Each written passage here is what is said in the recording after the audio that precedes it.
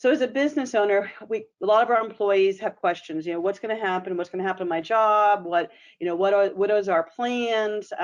This has happened so quickly. I mean, to think that we're the end of March and now we know that this is going to go on at least to the end of April, and some people are saying it could go on for longer than that.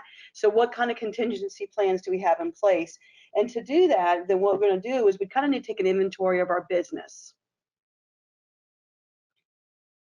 And the inventory of our businesses, if you probably have already done this by now, and if you haven't, you need to obviously do this quickly, is figuring out what your IT infrastructure is, who can work remotely, what's your workplace plan. I think now we're looking that this is not necessarily a temporary plan, but plan could go on for at least 4 more weeks to potentially 8, 12, and what does that look like?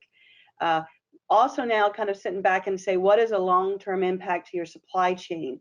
Where you're getting your supplies from, how are they impacted? How are they going to be able to continue? Because that impacts what you can do. And we're going to talk about managing expenses and cash flow, but I think you really have to sit back and say, what reserves do you have now? And I'd like to think of it in terms of months' expenses. And we look at what kind of expenses do you have? What is those expenses going to be in the future? I mean, what kind of expenses are you going to be reducing?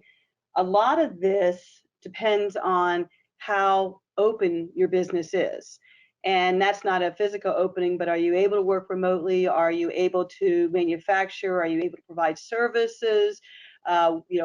What's the impact on your operations? Which leads me to the next slide on sales. What is your concentrations in your customer base? How are you going to be impacted? What's your short-term and long-term revenue forecast? As the news comes out, we're constantly revisiting what's the impact going to be on your revenues. I mean, we work with a lot of physicians, the real estate clients I work with, their tenants. What are their tenants looking at? Is this a 2-week shutdown, a 4-week, 8? What does that look like? So you have to look at what your revenue forecasts are. What's your backlog? What do you have in process right now? What orders can you fill? And then, like I said, also kind of a best case and a worst case scenario for sales. What are your options to be able to keep your sales going in terms of, meetings with customers, Skypes, GoToMeeting, different technologies. I mean, our offices have gone remote. Our clients are, really accepting the fact that we share screens and we can do a lot of stuff over technology. We're fortunate in that place. Some businesses are not that as lucky. So that's kind of taking an inventory of your business. Okay, what are your sales look like? What is your supply chain? And then the next thing you're going to really want to look at is now that you have some idea of what your inventory of your business is going to be, what are your options now? And I'm going to turn this over to Mike Sibley to go ahead and talk about some of the new things that we know that's all really evolved in the last week related to options that you have to be able to get cash into your business. So Mike, if you want to go ahead and take it over. Thanks, Suzanne. So, this is something that, as Suzanne mentioned, is evolving quickly. There's information and data coming at us. It seems like every hour something new is coming out, and we're trying to make sure we keep on top of it and keep everybody informed. But as things progressed in March, one of the first questions that we would get from our clients was, what do we do to make payroll? How do we do this? How do we keep going?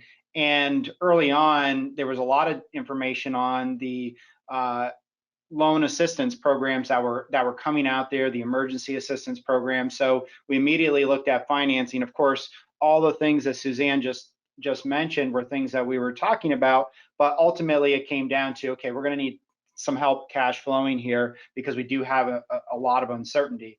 And of course, the Florida SBDC bridge loan is a $50,000 loan. It's meant as a short-term loan, 0% interest, and then after 12 months it goes up. But you have to have some options for paying that off. And I was actually talking to one of the banks yesterday who sits on the board for approval, and they're looking at approving somewhere around 70 per week or so and more. They're trying to get those out as quickly as possible. There's also the SBA economic injury disaster loan. This is something that you go on to the SBA, You can apply online. Actually, you need to apply online for really both of these, and it'll walk you through the questions that you need to answer in order to get through the loan process and ultimately get funded for that. One of the other thing is there's been some banks that are working to defer loan payments. So that's something, as you're going through this process, we definitely recommend chat with your advisor, chat with your lender, your banker, to make sure you're getting all the options that you can. I can tell you I've probably chatted with 4 or 5 banks over the last 24 hours via email or on the phone, and they are working hard to try to understand everything that's coming at them as well, which really pushes us into probably the part that most everybody from a business perspective is hearing about the most, and that's this CARES Act, and specifically the Paycheck Protection Program under the CARES Act, which is an SBA 7A loan. So it's a specific loan that you will get through a bank, an approved bank. And so the loan package it's a $350 billion loan package, and the idea is to keep businesses able to keep their workers employed for basically 8 weeks. So there's $350 billion. It's got to go through, the banks are going to end up as a conduit for this through the SBA, because the government's going to guarantee this 100%. And there's not going to be, according to the law, there's not going to be personal guarantees, there's not going to be collateral, and the banks are going to be protected from any quote losses. Ultimately, these loans could be up to 100% forgivable, provided the proceeds are used on qualified expenses. And I'm going to go through this in a little bit more detail, but the qualified expenses are payroll costs, payments of interest on a mortgage obligation, rent, and utility payments. So to get into what qualifies, is only small businesses that employ less than 500 are eligible. And if we could push on to the next slide, I'll get into that a little bit more detail. Now, so small business, fewer than 500 employees, but affiliation rules apply. So for example, if you are a business owner that owns and controls multiple businesses, you're going to have to look at the number of employees across those businesses. Now, there's been certain exceptions for restaurants and hotels and others. So in that NAICS code 72, so if you fall in that, there's exceptions basically on the number of employees by location. Now, you might be otherwise a franchise model business as well, and there's exceptions for that as long as there's you've got a franchisor code through the SBA. So if you don't know that, that's something you're going to have to look into in order to see if you apply for this. So key thing, small business with fewer than 500 employees, the affiliation rules apply. Also, 501c3s apply. So nonprofit organizations. Now there's other 501cs that do not apply. So 501c6, this doesn't apply to a 501c6 right now. I know that's something that I've heard already, they're working on a 4th stimulus bill, so perhaps that'll be part of it. An individual who operates as a sole proprietor, chances are, and the next one operates as an independent contractor, chances are you file a Schedule C on your 1040, this applies towards you as well. An individual who's in self-employed, that could be those who file partnership returns, 1065s, for example, LLCs that don't get a W-2, but get income through those means.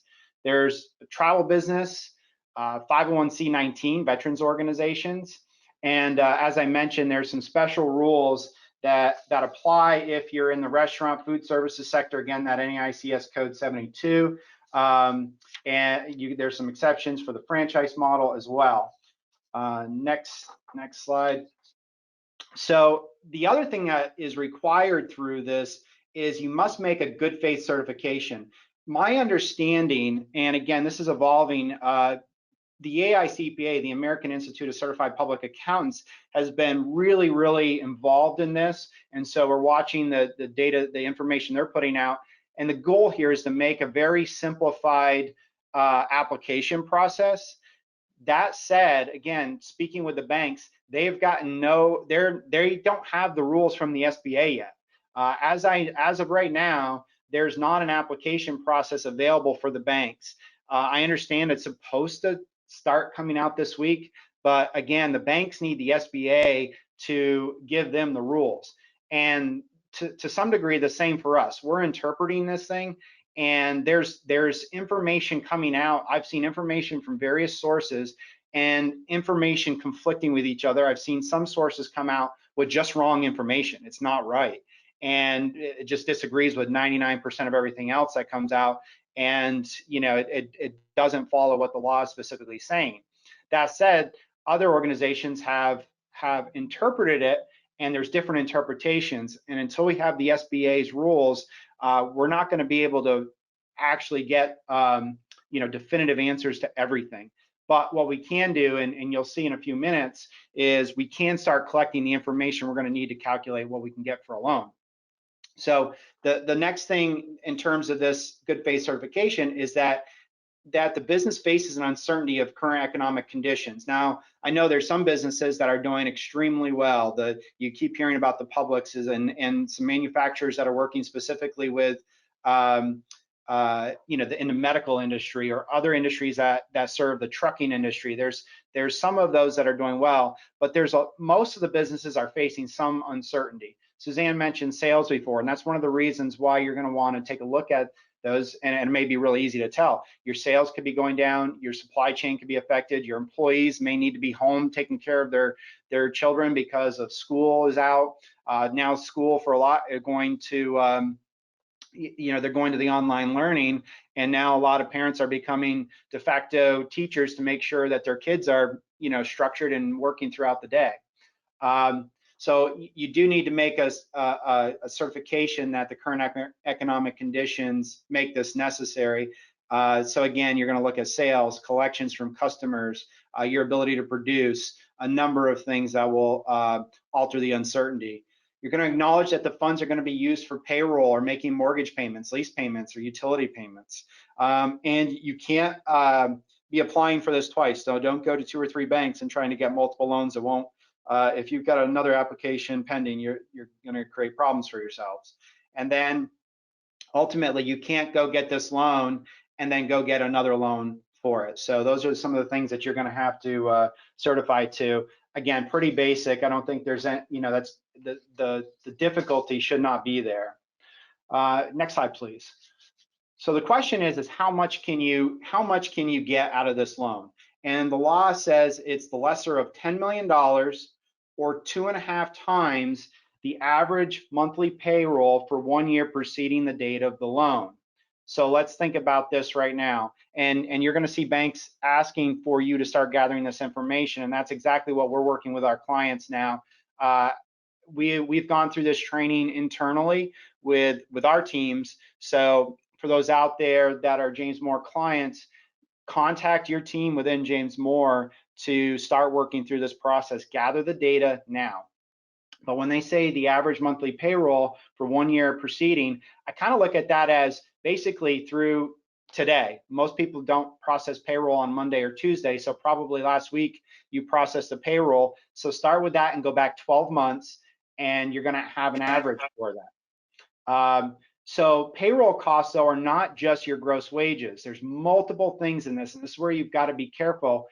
This list that's on this screen, salary, wages paid, tips paid, payment for vacation, those are all included. So basically all gross wages in that time, whether it's vacation pay, commission, similar compensation, but also get your payments for your group healthcare benefits paid on behalf of employees for the last 12 months. Gather that data. The same thing with payment for retirement. If you've made 401k matches, profit sharing contributions, any of that, we're going to want to pull that data for the last 12 months. And what's also included is payment of state or local assessment on the compensation of employees. So basically unemployment wages are also included.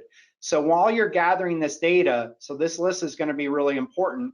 And again, we'll be sending this out, but also get your 941s, get your payroll registers, invoices supporting the payments of group healthcare benefits, your profit sharing. There's going to be documentation I want you to start grabbing and getting together now so that way we can summarize it and do this monthly calculation. We're going to be helping clients actually calculate this max loan amount, and I'll give a little bit of example of what this is later, but keep this in mind. So if we can go to the next page.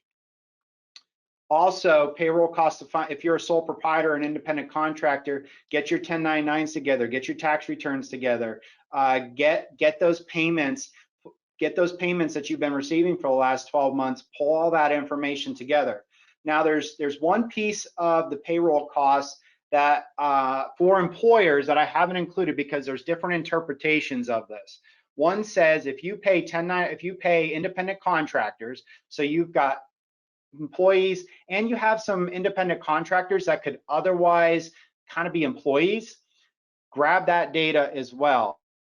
I'm not sure it should be part of the cost because those same independent contractors can also apply for the loan, but we're just at this point, it's not 100% clear, so we're asking everybody to grab that data, get the information for that as soon as you can, because once this application period comes up, you know, we want you to be able to get with your bank as soon as possible. They're going to be inundated. From what I understand, there's several thousand banks that provide the SBA lending now. They're looking to grow that network to in excess of 11,000 banks. The only thing I don't know is, as I mentioned earlier, there's funding for $350 billion. What happens when they run out? I don't know. The way they calculated the $350 billion is they said there's X number of employers under 500 employees times 6 weeks of average payroll based on the data that they have equals 350 billion. So, you know, I don't know if they're going to authorize more. I know the banks are worried about, quote, running out of money in that fund. Sorry, so I couldn't hear what you... There's my Siri going off, if you could hear that. So at any rate, that's the data that we're going to want to work on. Again, talk to your team members at James Moore & Company, and we're going to help you pull exactly what you need. Next slide, please. Now, there are some excluded costs out of this. So there's been a lot of questions about compensation of people who make more than $100,000. You can include a portion, the prorated portion up to 100,000. So if you have employees that are making more than 100,000, you need to exclude that as part of the costs and as part of what you can get reimbursed for. Okay, and that's part of our calculation that we're working on for clients as well to make sure we get that correct. Payroll taxes are excluded. Compensation of any employees who their primary residence outside the United States, and then the qualified sick leave. Stacy mentioned early on that Julie did a presentation that you still have access to. If you pay somebody under the Sick Leave Act, those wages need to be excluded from this calculation. Ultimately, a borrower is eligible for forgiveness on 100% of this if they use all the funds for the payroll costs. So the payroll costs that we just defined. Now, this is for an 8-week period beginning from the date of the origination of the loan. That's what's specifically written in the law right now. So if you got the loan next Monday, you are all the payroll costs for the next 8 weeks and your interest on any mortgage obligations, any rent on your obligations, payments on utilities, and you can see utilities, electricity, gas, water, transportation, telephone or internet, and also for tipped employees as well. Now you'll notice I put in there February 15, 2020. One of the other rules is in order to be eligible for this, you have to have been in operation as of February 15, 2020. If you are a business that's very seasonal and you get heavier or very lighter during the period from February 15th through June 30th, there's special calculations to do on the max loan calc. Because the goal here is that we can help you maximize your loan amount. So that's something we want to really look into. So seasonality is something you want to bring up to your teammate. Now, what is specifically defined as seasonality? That's something I've got to see what the SBA is going to rule on that. But if you are seasonal and you tend to have more employees in a period of time from, again, February 15th through June 30th, that's something we need to know about. As an example, James Moore and Company, we tend to have more employees in the spring because of tax season than we do outside of tax season. So we're potentially going to fall into that. Now, it's potential that this loan may not be 100% forgivable. If you've reduced your employees compared to your employee headcount compared to last year, and I'm going to keep referencing February 15th to June 30th, this year compared to last year, and there's a calculation that goes into it. If your headcount has been reduced, let's just say you're down to 90% of last year, only 90% of that amount will be forgivable. And there's a calculation as well. If you reduced employees' pay, those employees who are under 100,000 by 25% from the prior year. So there's some components in this that will reduce that forgiveness amount if you've reduced your headcount or your reduced salaries. That said, there's a special provision in here that says if you bring them back up to where they need to be, you bring your employee headcount back up and you bring those wages back up by June 30th, that will go back up to 100%. So I know this is not a simple thing I just said. It's something we're going to actually develop our templates for to calculate and to help clients work through that. Because obviously, as you're getting this loan, you're going to want to know what's forgivable. The good news is, and we'll talk about this in a minute, it'll just convert to a long-term loan as opposed to being due right away. But just know headcount or reductions in pay is going to be critical, but you can overcome that by rehiring. Next. There is going to be documentation required by the lenders to verify the eligibility for forgiveness. So what that means is what I'm going to be suggesting is keep your payroll records. Obviously, you do anyway. The bills you pay for utilities, the bills you pay for rent, all of that stuff. Let's take it, let's track it, let's copy it, let's get it ready to support, because once this 8-week period of time is over, we're going to want to get that loan forgiven. And so that's going to be one of the things that, again, I think there's going to be more documentation from the SBA as to exactly what is going to be needed. But for now, I'm thinking more is better in that particular case. If any remaining amount that is unforgiven, it'll convert to a loan with a max of 10 years at 4% interest. The 100% loan guarantee will remain intact. So it is a favorable loan. So here's how this loan calculation is going to go. You're going to take your average monthly payroll costs, which I already just defined, your gross wages, your healthcare costs, your retirement costs, unemployment, and you're going to take that for the 12 months and you're going to come up with your monthly average. You're going to multiply that by 2.5. That means your max loan is going to be $250,000. It's just an example. Okay, so your max loan is going to be $250,000. Now, the next piece you're going to want to know is what can be forgiven as part of this. So as I mentioned, it's for qualified costs incurred the 8 weeks following the origination of the loan. So let's just say that your payroll costs come in to be $200,000 for that 8 weeks. And then over the course of those 8 weeks, you have $30,000 in rent, utilities, mortgage, etc. So that means that when you take those two together, your max loan amount to be forgiven is $230,000. Okay, so the remaining $20,000 will convert to a long-term loan. So that'll be the 10-year loan with the maximum of 4% interest. So this is something that I want you to be aware of, so that way you know it's not just, oh, I got a $250,000 loan, it's all going to be forgiven. It's got to be used for the qualified costs, and it's got to be it's for that 8-week period. So you may get more than what you actually need. The good news is, typically when you get into debt forgiveness in a situation, in a lot of situations, debt forgiveness is taxable income. In this particular case, the loan forgiveness will not be taxable income. So it's kind of getting your cake and eating it too from that standpoint. So there's a lot of great benefits of this. It's cash flow for the 8 weeks, and the reason that I'm thinking the 8 weeks that they came up with is really, I think the goal here is that in 8 weeks we can kind of get back to normal, hopefully, or closer to normal. The other thing they want to, it's an efficient model to go through the banks to get people employed, to keep people employed. because if you have to lay off people, and in 8 weeks, let's just say, or hopefully less, but in 8 weeks, let's just say you're ready to ramp back up again, you need to hire employees, you need to get them back on the payroll, you need to kind of get those things moving again, and that's just going to slow you down.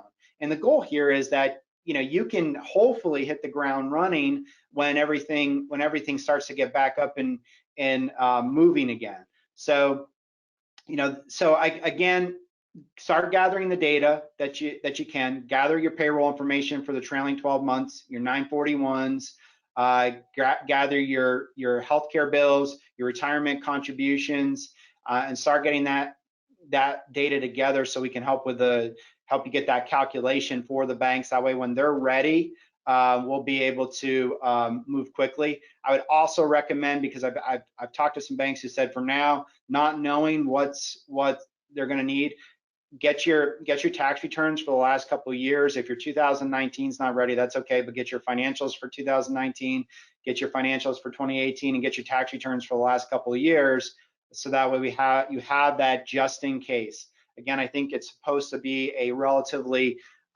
easier application model, but that remains to be seen until we get the actual SBA guidance. And with that, I am going to turn this over to Julie. Thanks, Mike. Switching gears to a little bit more on the HR and employee side for a few minutes, I just want to talk about a few things that we've been getting a lot of questions on, in the hopes that that'll be helpful for you in some of the decisions that you've either already made or are going to need to make. One of the questions on remote work is, obviously we all have a lot of people working remotely who may not have ever done that before. So there's a few things that you want to keep in mind. If you do have remote people and you don't have some kind of agreement with them, I know it's a compliance thing and the last thing you want to think about, but you do want to think about having some kind of agreement. And we'll be putting a template up on our website that is a template for an agreement for when those people are at home. A couple of things that you want to think about, especially if you have hourly or non-exempt employees who are working remotely, is how you track the hours that they're working.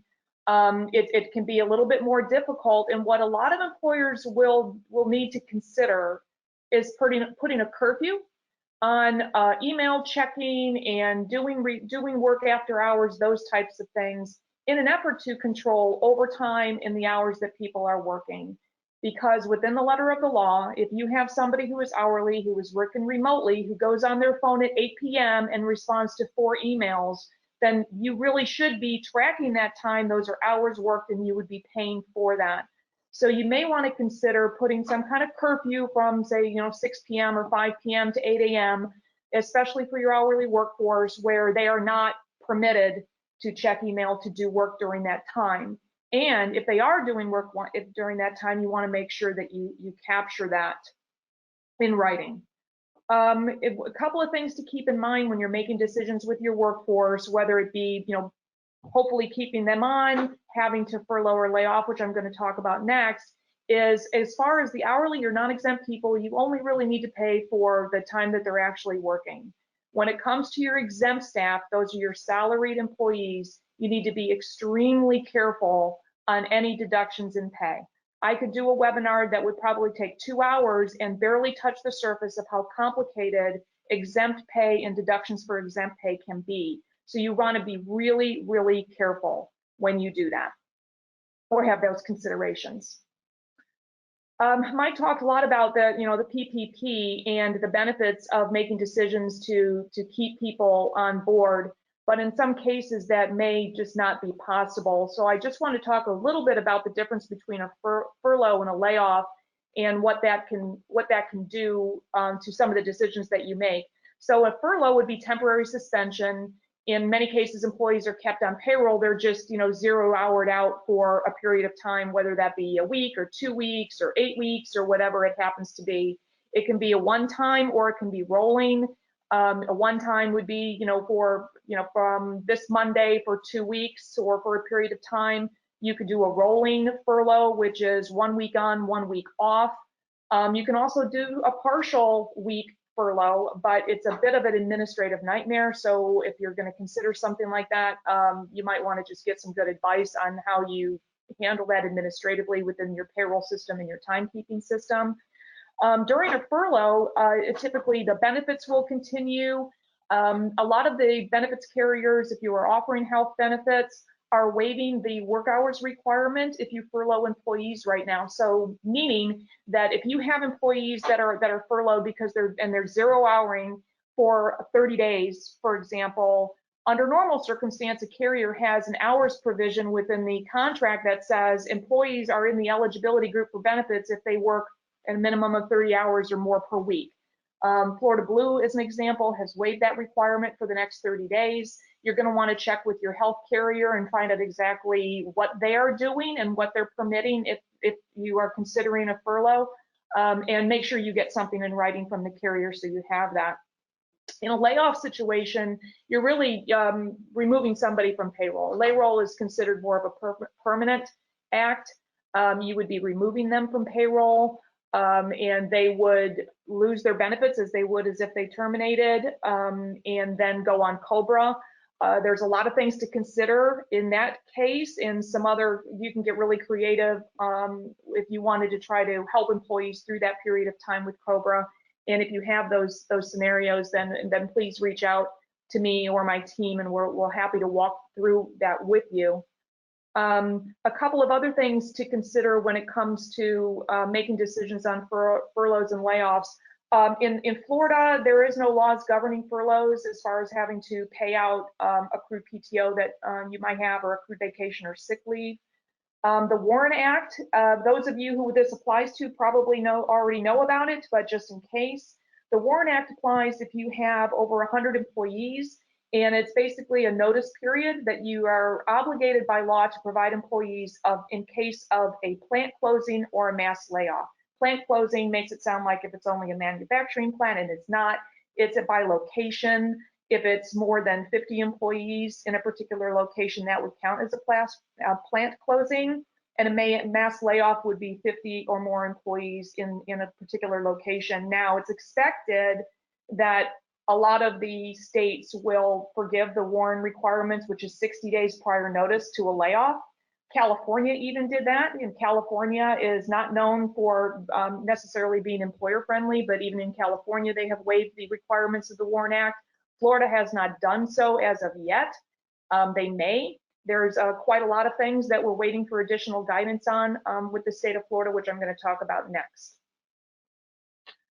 Expanded unemployment. So as part of the CARES Act, the feds increased the ability of people to get unemployment for more than just the standard reasons. So it is opened up for people to be able to get unemployment if they're self-employed or an independent contractor. And it's also adding an additional amount of money, an additional $600 per week, on top of what they might already get in the state. So here in the state of Florida, our current unemployment, or they call it reemployment, is a max of $275 a week for up to 12 weeks. The federal program will add 13 weeks onto that period of time, and also another $600.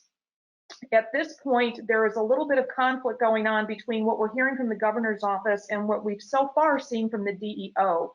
So the governor's office has come out and said for anybody applying for unemployment, they're waiving the job search requirement, and they're also waiving the online registration requirements. The governor's office also said that they're waiving the benefits charges for employers, which means an employer's experience rating will not go up based on paying out unemployment due to these COVID reasons. However, if you went to the DEO website right now and pulled down their Q&A, it says exactly the opposite. It says the law has not changed and that those charges still apply. So there is some catch-up and some coordination that needs to happen between the governor's office and the DEO. And we're expecting, as Mike mentioned earlier, some of this stuff is changing on an hourly basis. More and more information is coming out, and we need a lot more clarification on how this is all going to work. The CARES Act also expanded it for other leave reasons, including COVID reasons. So, for example, someone who is under an isolation order and they're able to work, but their employer closed for whatever reason, the doors are closed because they're not essential, they can go out and apply for unemployment. Regardless of whether it's the state unemployment or this new unemployment under the CARES Act, you have to go through the state of Florida system. And I'm sure if you've read a newspaper, you see every day with the amount of claims coming in to the state and how much is coming in. The system is overwhelmed. The website keeps crashing. People are being hung up on when they try to call. The legislature and some in Congress are pushing the governor to do more. They're trying to hire more people. They're trying to outsource for people to be able to respond to questions and calls, because regardless of which way it is, whether it's state benefits or what's coming from the feds, you have to go through the state system. And right now that's causing a lot of heartburn for people. One thing to keep in mind too is with the state benefits plus what's coming from the feds, you could have a case where an employee will actually make more on unemployment than they do when they're working. And right now, the kind of the break-even point is about $45,000 a year. So if you've got somebody making $35,000 a year, at least for the period of time that the benefits through the federal government would come into play through the end of July, 13 weeks, I think the end of July, they could actually make more on unemployment. So that could become a challenge, because you might have some people say, hey, I'm just going to go out on unemployment, I'll make all that time and you can hire me back later. So, you know, there's an anticipation that in some industries, in some areas, there could be a labor shortage because of this. But again, that's a short-term benefit that's being provided from the feds. After that, we go back to where it was. So again, a lot more information expected and hopefully coming from the DEO soon. The other thing that is part of the state of Florida reemployment is the short-term compensation plan for employers. And the STC is available, it's out there, but it has not really been updated related to COVID yet. And what that is the ability to have employees that you reduce their hours, so therefore their pay is reduced, for them to still be able to go in and get unemployment at a prorated amount. The websites and the DEO website still tells employers that they have to submit their plan ahead of time in order for their employees to become eligible for this benefit. I'm expecting that will change. Again, we're just waiting for additional guidance. Lastly, I'm going to touch on the Family First Coronavirus Response Act, or the FFCRA. Talked about this last week at the webinar, but there's basically two pieces of it. So if you do have employees on payroll, every single employee from the date that they're hired is going to be eligible for the emergency paid sick leave, which provides up to 2 weeks for COVID for related reasons, including if they are sick with it, they're taking care of a family member or child care. The second part of this is the expanded FMLA, which just added a category within the FMLA for employees who have child care or school closing reasons for needing time off. That provides an additional 10 weeks. For that part of the benefit, the expanded FMLA, employees have to be working for you for 30 days or longer. For the first part, the paid sick leave, they do not. The minute that you hire them, they're eligible the next day. Keep this in mind if you are continuing to recruit, you're continuing to hire people, that the benefit will apply to them as well. Both of these will go through December 31st, 2020. There is a copy of the webinar from last week on our website. On the James Moore website, jmco.com, there is a source site for COVID-19 Resource Center. If you click on that, there is access to the webinar last week. We're going to be adding a lot of additional content, such as some templates, a sample policy, a Q&A about a lot of the questions that we've been getting asked. As well, we didn't post the slides because things are changing so rapidly, but we are going to have a one sheet which summarizes pretty well what we talked about last week with the continual updates. And I think Mike and Suzanne may have both said this too. Things are changing so rapidly. Please be careful with where you find your sources of information, and please go to reputable sources. Go to the Department of Labor, go to the IRS, talk to your labor attorney, talk to your HR professionals, talk to your accountants. If you are looking at newsletters and websites and information is 4 days old, it's bad information. So much has changed just since last Friday and since yesterday. Even from the Department of Labor, their questions and answers are getting updated every single day. So just be careful with the sources that you're using and make sure you know where you're getting your information so that you are working off what is the most up to date. And with that, I'm going to launch it back over to Suzanne to discuss the other provisions of the CARES Act. Thank you, Julie. And as you can see, there's a lot of information out there. And I did want to mention, just to reiterate what Julie says, but the bottom of the presentation slides, you see that it says that the matters discussed are current as of yesterday.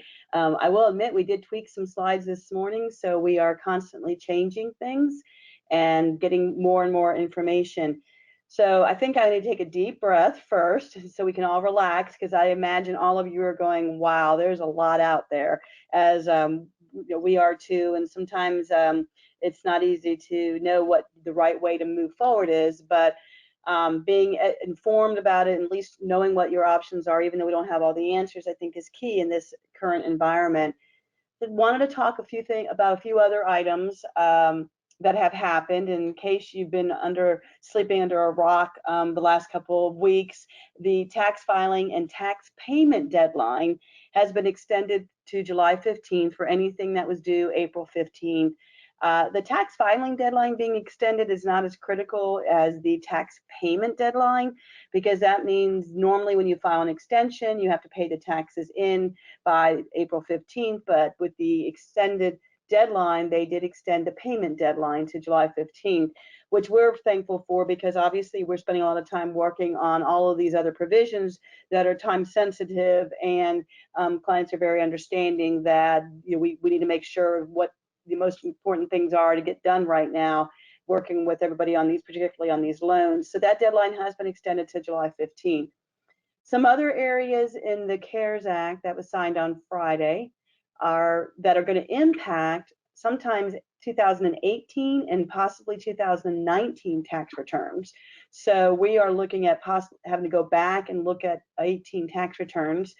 The qualified improvement property, so this is property that improvements that you made to the interior of a property that you either lease out or own, that it is was going to be over 39 years. We've been waiting for 2 years for technical correction because it was supposed to be over a shorter period, which would allow you to write off those improvements 100%.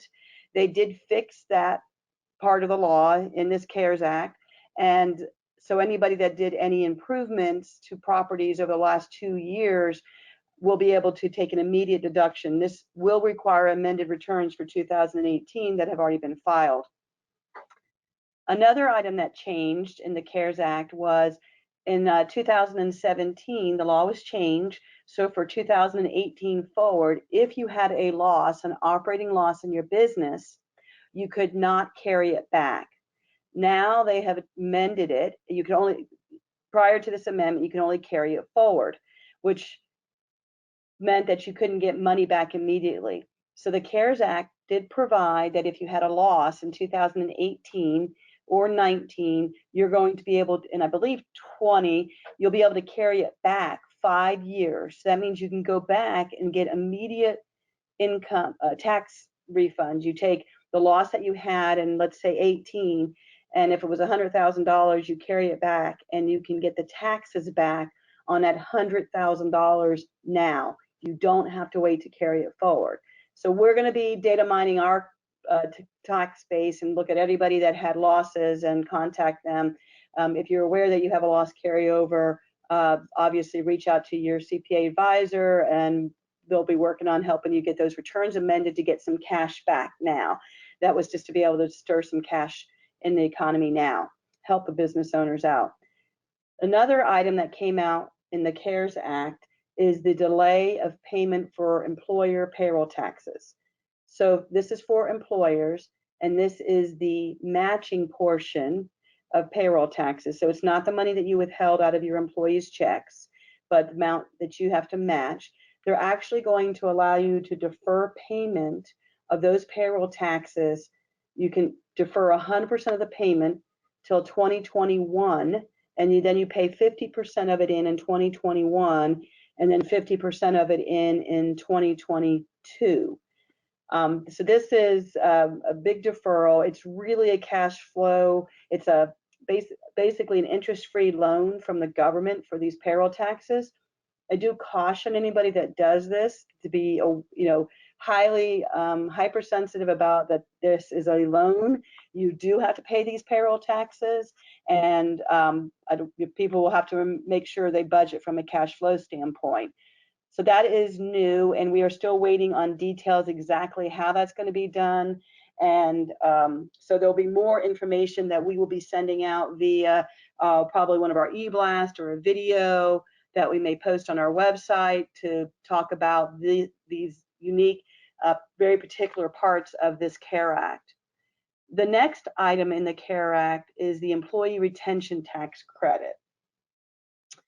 So this, and all of you are thinking, okay, I've got the Family First credit, I've got possible payroll taxes that are going to be refunded, or not payroll taxes, but payroll that is going to be funded through a loan forgiveness. And now I potentially have an employer retention credit. And that is true. There's a lot of different pieces. But the employer retention credit is a refundable payroll tax credit equal to 50% of the wages you paid for a maximum of $10,000 of wages per employee. So who's eligible for this? So it's employers, including nonprofits. You must have had operations fully or partly suspended as a result of the government order. And the actual wording says limiting commerce, which we're interpreting limiting commerce means you can't do business. So if you're in Alachua County and you have a movie theater and you've been ordered to close, you've been impacted. You've had operations that have been fully or partially suspended. So therefore, if you pay those employees, you may be able to get 50% of what you paid them back. The other item is, let's say that you haven't been required to close, but your business is going to experience more than a 50% reduction in receipts. So now what you do is you look quarterly for your receipts and you say, if my reduction in my receipts was 50% less than the prior year or prior year.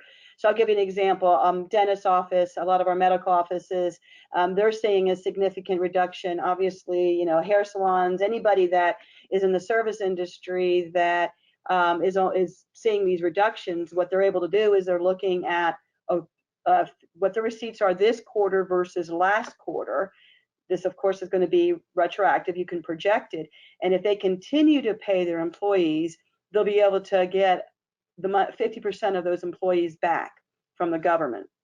Now, nothing's ever simple, and this is not as simple as some of the law that Mike talked about with the Payroll Protection Program, but that's supposed to be, simple and streamlined. This is not. So you have to go through all of these measures. And the next measure is, okay, if I have less than 100, let's say, okay, I've been impacted or I've had a 50% reduction. I've either been closed due to the government order, or I've been closed, my revenues have been reduced by 50% in a quarter, and I have 100 or fewer employees in 2019, then all my wages that I paid are eligible. So let's say I was operating at 25%. So I still had employees that were working. I paid everybody, those that worked and those that didn't work. You would get all wages back. If you have more than 100 employees, then only the wages that you paid to employees that were unable to work are eligible. So this is you have to go through many steps to figure this out. So we're going to be working with our clients, and you need to be, really, working with your professionals to figure out what is my best scenario. What do I go? Do I try to get the payroll protection program, or do I look at this? Because on the next slide, wages that you pay here do not include anything that you get funded through the payroll protection loan program. And it also does not include wages that Julie talked about that you're required to pay under the Family First Act, because you're already getting those wages with some limitations being paid for the government. What we don't know right now is, let's say we do the payroll protection loan program and we get 8 weeks of wages through that. We don't know if the wages before and after those 8 weeks will be covered. The wording on the law says that if you participate in the payroll protection loan program, you're not eligible. We think from a rational standpoint are reasonable, but of course not all laws are reasonable. It would only be those wages, but those will be interpretations that we will be getting from the IRS. They will be sending out frequently asked questions and things, and we'll be looking at that. The other item is that these wages are wages that you pay between March 12th and the end of the year. So we've got some time. I mean, who knows how this is going to all, fall off. But if you're an employer that is paying people right now that are not working and you have less than 100 employees, this is something to definitely look at, being able to get a payroll tax credit back for 50% of those wages. Okay. So there's a lot of things we have going on. We've talked about the family first requirements, looking at cash flow management, things that we can help you with, things that you should be looking at, working with your staff to make sure that you're looking at all of the options on that. We did want to just spend a minute, so maybe we have a few minutes to answer some questions, but I also wanted to talk a little bit on the next slide about the how to look at some of your cash flow.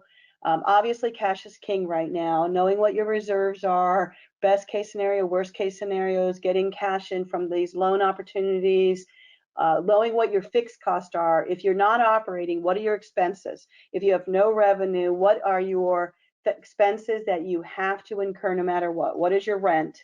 What is your insurance? What are those costs? And they're not going away whether you are operating or not. There's going to be some costs that are going to automatically reduce. Travel expenses, obviously, as we all sit in our homes and work, or not do trips or any of those type of things. The understanding what all these tax credits are. Look at other expense deductions, which would include, on the next slide, things such as inventory, looking at grace periods with payments, working with your vendors. I think we mentioned early on, even talking to your bankers about can you defer payments, looking at identifying all your expenses. I mean, even things that we talked about even on our office, because we're not physically in our office, we probably don't need cleaning 3 days a week with nobody in the office. It's not something you think about. But so you have to manage those cash flows. One thing I did want to go back and mention too was when, from a cash flow standpoint, when Mike talked about the payroll protection program loan forgiveness for payroll, that's only for that specific SBA loan. In other words, if you get a economic injury loan from the SBA, you don't have any loan forgiveness. So there is some hierarchy on these loans as to which ones you're going to want to apply for and use first, depending on your specific circumstances related to your business. So with that, I think we have 3 minutes left for a couple of questions, and then if Stacy, you're moderating the questions, so we are more than welcome to stay for a few minutes late. We can go for a few more minutes after noon. If you need to log off, we understand, but we can answer a few more questions, try to answer those. The ones we don't answer, I think we're going to try to respond via email to you, or reach out to your advisor, and we will be glad to, obviously get the answers that you need. So Great. With that, I'll turn it over. Great. Thank you, Suzanne. And thank you, Suzanne, Mike, and Julie, for taking the time to walk us through this information. We do have a few questions. I think everybody wants to know when the stimulus checks will be in the mail. Do we know that yet? Well, I'll go ahead and take that one. We understand, we think it's 2 to 3 weeks, and thank you for bringing that up, because we're so focused on business. And but the stimulus checks are either $1,200 check or the $2,400 check if you don't have any dependents, and then I think it's another $500 per dependent. It's based on your 2018 tax return, And if you haven't filed your 19 tax return, don't worry about it, as long as there's criteria for income level. But my understanding is that you should have them in 2 to 3 weeks. If you filed your 2018 tax return and had a direct deposit of your refund, that those checks should be direct deposited into your bank account. If not, they should be in the mail. Great, thanks, Suzanne. We do have a couple more lengthy questions, so I'll do my best to get through this one.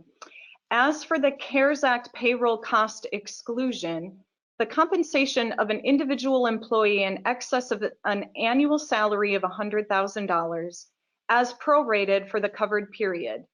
Do you interpret that to mean that a small business could still get loan forgiveness for the amounts paid to that employee up to the prorated $100,000 mark for the covered period? Or if that employee's compensation is completely excluded altogether from forgiveness because she makes over $100,000?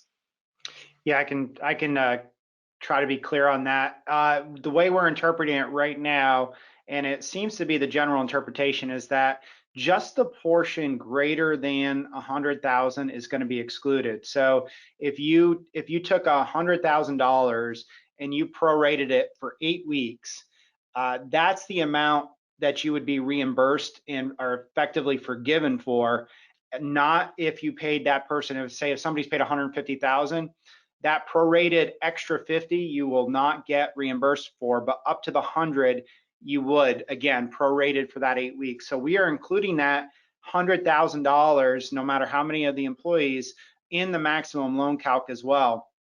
And just to quickly clarify, on the economic injury loan, if you did get that loan, if you are applying for that loan and you have it already by some chance, you can roll that into the SBA 7A Paycheck Protection Program. It's part of the max, but it may not be. It probably won't be forgiven. It's probably going to roll into it. The benefit there is that you get you get to just consolidate the loans. But just to be clear, the bridge loan and the economic injury loan are not part of the forgivable loans. I just want to keep re-emphasizing that. Great. Thanks, Mike. We have one last question. We have not seen any guidance as to how the SBA loan funds should be kept, and specifically whether they should be kept in a separate account from the business's operating accounts, so as not to commingle funds and clearly show what they were used for. Do you think a business will be required to have a separate account for CARES Act SBA loan funds and pay allowable use expenses directly out of it, or as long as the business can show receipts for allowable use expenses paid, regardless of whether the funds are in a separate account or deposited, commingled into the existing operating account, would be sufficient? Yeah, so I haven't seen anything that requires a separate bank account set up.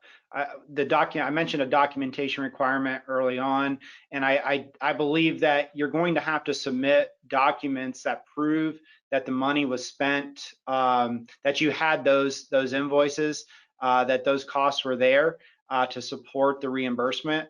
Again, I haven't seen anything that suggests a separate bank account. Okay, thanks, Mike. So as we said earlier, this information is constantly changing. Please visit our COVID-19 resources page on our website at jmco.com for updated information. We will be emailing a copy of the slide deck and the on-demand recording to you, and we'll also be publishing it on the website. And as Julie said, a lot of these popular documents pertaining to the FFCRA, Q&A, templates, that will all get posted to this website in a few days. So here's contact information for Suzanne, Mike, and Julie if you want to reach out to them with any additional questions. We thank you so much for joining us today, and we hope you have a great day.